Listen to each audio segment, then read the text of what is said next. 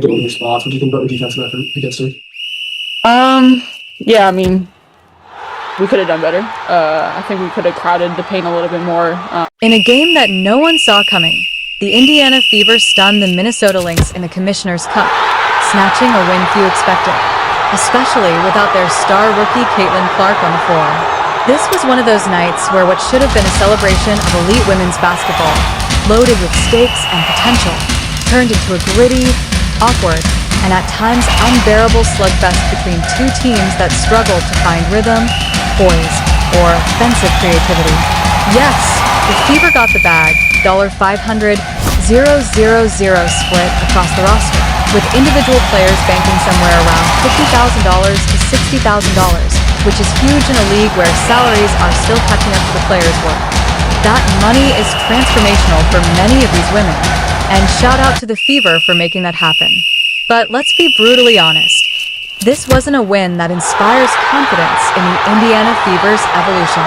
More than anything, it was a meltdown by the Minnesota Lynx, a team considered by many to be the most complete squad in the league right now. And yet, they played like a shell of themselves. Offensively, they were disjointed, lethargic, and wasteful. Courtney Williams went for 14 from the field and never looked settled. Nafisa Collier, one of the league's MVP candidates, was surprisingly efficient at 6 of 8, but barely impacted the flow of the game because she couldn't get touches when it mattered. Collectively, they didn't even break 60 points. That's not championship basketball. That's not even playoff basketball. That's a collapse. And when you factor in the magnitude of this game, the money, the prestige, the national visibility, it becomes even more shocking that the Lynx didn't show up with more fire, more urgency, or, frankly, more pride. Meanwhile, the Fever capitalized just enough. Natasha Howard walked away with the MVP honors, and while that might raise some eyebrows considering she scored most of her points from the free throw line, it was her ability to get low in the paint, absorb contact, and draw fouls that ultimately helped the Fever build and sustain a lead. Still, many would argue the real MVP was Sophie Cunningham. Her timing on big shots, especially from beyond the arc, helped shift momentum when the game hung in the balance. She was 3, 4, 5 from three-point range, and that alone is significant considering her recent shooting slump. If she and Lexi Hull can consistently give Indiana 4 to 5 threes a game combined, that's 12 to 15 points that can tip tight contests. Eric McDonald also deserves massive praise. Her motor was unmatched. She slashed into the paint, played selfless basketball, cut backdoor for timely buckets, knocked down outside shots, and anchored the perimeter defense. She doesn't need the spotlight to dominate because her impact is felt in every small moment. Then there was Kelsey Mitchell. Let's not sugarcoat it. She had a rough game. Her shot selection was erratic. She looked frustrated for long stretches. But great players find a way to contribute, and when the Fever needed to ice the game late, she knocked down a cold-blooded mid-range jumper that reminded everyone of her clutch gene. Lexi Hull had her moments, and overall, this was one of the few times the Fever's victory didn't rely on one individual carrying the load. It wasn't Kelsey save us, or Natasha save us. It was a collective win, ugly and flawed, but still a win. Something this young Fever team desperately needed. What stood out most about Indiana's performance wasn't their offense. It was their surprising improvement on the interior defense. Anyone who's followed this team knows how leaky they've been in the paint. Game after game, it's been wide open layups galore for the opposition. But this time, that wasn't the case. During the live watch party, only 1 or 2 defensive lapses were notable enough to call out, which is a drastic improvement and suggests real growth. Their rotations were cleaner, their help defense more aggressive, and they contested without fouling unnecessarily. That shift, subtle but significant, is what allowed them to hang around long enough to win. On offense, the Fever didn't run anything inspiring.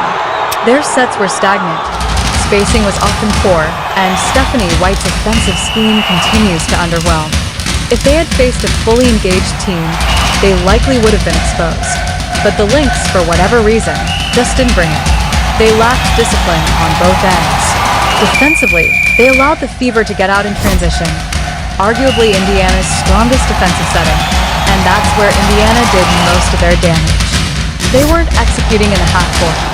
They were feasting on lazy transition defense and missed box outs. This wasn't a blueprint win. This wasn't the kind of game you build a championship culture on. This was a get-out-of-jail-free card, and Indiana used it well.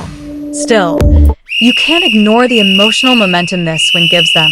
Beating a top-tier team without your best player on a national stage for a trophy and money is no small feat in the Jets' belief. It builds camaraderie, and it quiets critics, at least temporarily. More importantly, it puts money in the pockets of hardworking women who deserve it. Beyond the box score, there's a real human element to this story. The WNBA is still fighting for respect, for equity, for visibility. Players have spoken loudly about the need for higher wages, better travel conditions, and more comprehensive coverage. Then you get to a game where everything is on the line, and one team just doesn't show up. That's frustrating, because if you're going to demand more, you have to deliver more. And the Lynx didn't. The Commissioner's Cup is supposed to be a showcase, a peak performance moment. Instead, it felt like a preseason slog. That's not to take anything away from the Fever, but the quality of basketball wasn't what it should have been. However, if this win helps Sophie find her stroke, if it helps Lexi rediscover her confidence, if it helps Eric McDonald solidify her role as a two-way force, and if it gives Natasha Howard the assertiveness to continue dominating the paint, then this win will mean more than just a check. It'll mean a shift in mindset, a turning point, because this team still has a long way to go. They're not contenders, not yet. Their offensive system remains deeply flawed, and they're still vulnerable against teams that play with intention and discipline. But what they do have now is belief. They've won a game they weren't supposed to, and that's sometimes all it takes to begin rewriting the season. So, as we move forward, keep your eye on Cunningham. Watch to see if McDonald continues her stellar play. See if Mitchell finds consistency. And monitor that interior defense. Because for the first time in a long time, the Indiana Fever didn't win because of one player. They won because a group of underdogs decided they weren't going to back down, even when the odds were against them. Ugly or not, that's a story worth telling. The things that you liked from the fourth quarter to get back into it? Of course, just the effort, the intensity at which we played with, the way we pushed the pace, got into the... What happened between the Indiana Fever and Minnesota Lynx in the Commissioner's Cup wasn't just a basketball game.